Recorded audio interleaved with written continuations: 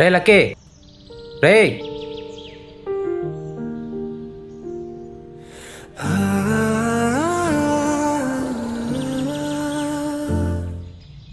ఏం చేస్తున్నావురా ఇక్కడ? రే నీతోనే మాట్లాడేది. ఆ అమ్మాయికి పెళ్ళి అయినంత మాత్రాన ఇలా కొండలపైకి గుట్టలపైకి వచ్చి బాధపడాలా? ఇన్నాళ్ళు నిజమైన ప్రేమికుడు అన్నావు, ఇదేనా?